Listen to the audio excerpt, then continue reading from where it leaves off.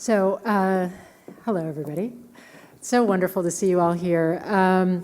This is a really special part of the program where we are going to name our Next Gen Leaders Program in honor of our very dear colleague, Shawn Brimley, who was our Director of Studies and a founding member of CNAS, who very sadly passed away in January and quite suddenly of colon cancer.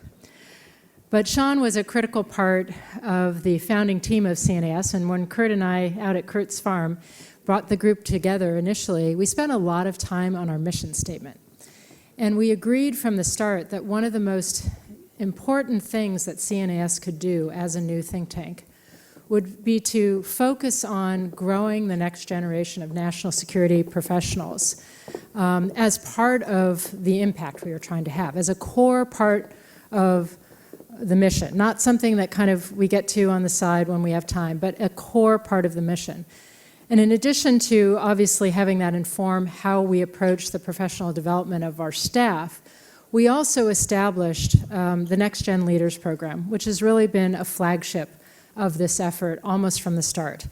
The Next Gen Leaders Program invites young leaders from across national security, public sector, private sector, military, civilian, NGO, think tank, academia, between the ages of 27 and 35 to apply for a leadership development program.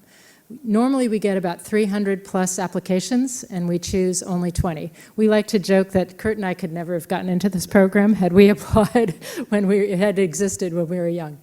But, and then we spend every month time with a senior leader, a former cabinet official, a four-star general, a CEO, an NGO leader, a member of Congress, really talking about leadership, lessons learned, and best practices. We do staff rides, we do training programs, and the culmination is an international trip where these young leaders have a chance to interact with heads of states, foreign ministers, defense ministers, and so forth. So it's a fabulous program. We now have had many Next Geners who've gone on to become members of Congress, CEOs, key officials in government, heads of NGOs, and so much more. So this is one of the most impactful things that we do at CNAS. It's one of the things that we are most proud of and that gives us the most pride and joy. So it's only fitting that we have decided to name this program for Shawn Brimley. Those of you who knew Shawn know that even though he passed at only 40 years old, he has mentored dozens, if not hundreds, of young people across this field. There are at least one generation, if not two, that will tell you that they would not be where they are in their career today if it had not been for the counseling, the support, the active sponsorship and mentoring of Shawn Brimley. So it's in honor of that incredible legacy that we'd like to name the Next Gen Fellowship for Shawn today. So let me pass it to Kurt for a few words. Thank you very much, Michelle, and welcome to all of you, and thank you for joining us here today. It's wonderful to see so many familiar faces. We do a lot of wonderful activities at CNAS, whether it's book launches or seminars or barbecues, and there is not an event that occurs that we don't think of Shawn. He is deeply, profoundly missed. And I'm thrilled that we're going to be remembering him in this way that really commemorates who he is as a person, as a mentor, and a leader. On his passing, we went to the National Portrait Gallery. We commissioned a wonderful artist who's had many paintings hung in the gallery. And we commissioned her to do a portrait of Shawn. It's nearly finished, and we're going to be hanging it in his honor, unveiling it in September at CNAS, and we hope many of you will be able to participate. He will always be remembered by us, and this is just a small thing that we do to commemorate a person who's part of the very fabric of the organization that we're all celebrating today. Marjorie.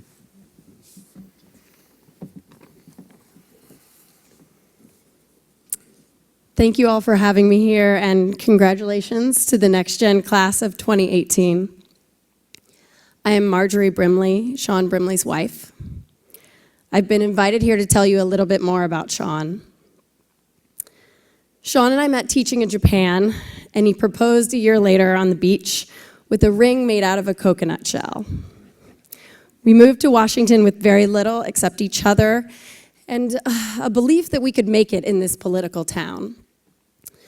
But my remarks today are not about all of the things that Shawn did professionally. It's about who he was as a man. In order to do this, I watched, for the first time, the videos that Shawn made for our kids in the last few days of his life. As you may imagine, it was difficult to do. But it was also incredible, because under his scruffy beard and his newly thin face, he was still Shawn. In the videos, he joked to the kids that they would probably live to see technology that would allow them to communicate with spirits. And let me tell you, he made a point to say he definitely looked forward to that day. What the videos reminded me of were some of the best parts of Shawn. He was humble, and he didn't take himself too seriously. He enjoyed life. He loved his family. In fact, I think Shawn's humility was one of the first things that drew me to him. I'd never really met anyone quite like him. When Shawn first started working for Michelle Flournoy, we'd go to parties where everyone would want to talk to him about his job, and he'd turn to people and say, "You should hear about my wife's job teaching high school. She has the best stories." But it wasn't just me he treated as an equal. Every night around our dinner table, he'd talk about his work life here at CNAS.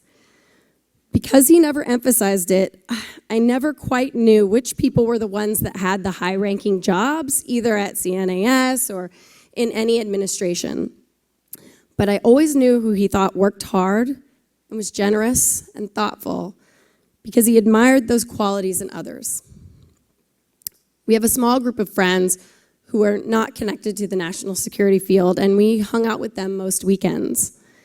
After his funeral, I had a number of them say to me, "I had no idea Shawn did such incredible stuff." What they did remember about Shawn was his great taste in music, his love of parties and children, and his ability to coax everyone, including those of us with little kids, to stay just a few minutes longer at every gathering, listening to a great song or reliving a hilarious story. He didn't care if you were a stay-at-home mom or the Undersecretary of Defense. He just loved having people around him who simply enjoyed life.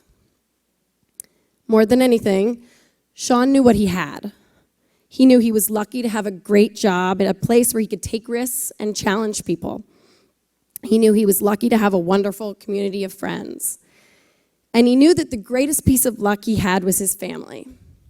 Me and our 3 kids, Claire, Tommy, and our middle child, Austin, who's here with me today. Being with Shawn made me feel grateful too. Of course, I'm like anyone else, and sometimes I'd be frustrated after a long day at work or overtired from my kids waking me up at night. In those moments, Shawn would pull me into a hug, and he'd make me stop whatever it was I was doing. He would say to me, "Look at this, Marjorie. Who else has a better life? We won. This is it." For a million reasons, Shawn made me a better person. But if I had to pick one, I think my favorite quality would be how grateful he was for the life he had. The Next Generation National Security Leaders Program brings together a young, brilliant group of bipartisan individuals. I know that Shawn would be so touched that a program like this was named after him. I certainly am. Thank you for honoring him.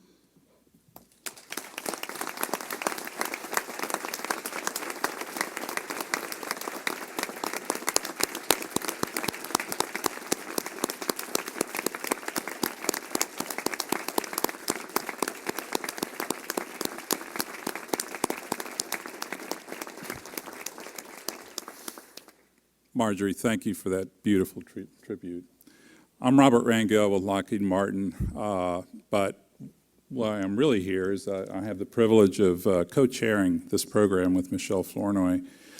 I first had the opportunity to meet Shawn when we were both working in the Pentagon, and he was part of Michelle's team. But I really had the opportunity to engage him in some depth in his CNAS capacity. Shawn was part of the effort to, frankly, recruit me into participating in this program. And after sitting down with Shawn, any questions, any doubts I had as to whether I should do this evaporated immediately, just through the passion, the dedication, and really the vision that he had, which is infectious in terms of having faith, having belief in the importance of bringing and advancing and giving the opportunities to that next generation of talent that is going to lead this country. As you can see behind us, this is just a small sampling of all individuals that have had an opportunity to benefit from that vision, and I'm really humbled to be able to be a small part of it. So I want to commend CNAS for taking this step and recognizing Shawn's contribution amongst many in a way that's going to endure and essentially really capture a lot of what Shawn Brimley was about. So at this point, I let you know that we're going to take a 15-minute break, coffee break. Please be back at 2:55, at which point we're going to continue conversation about getting out and talking about foreign policy. So thank you very much.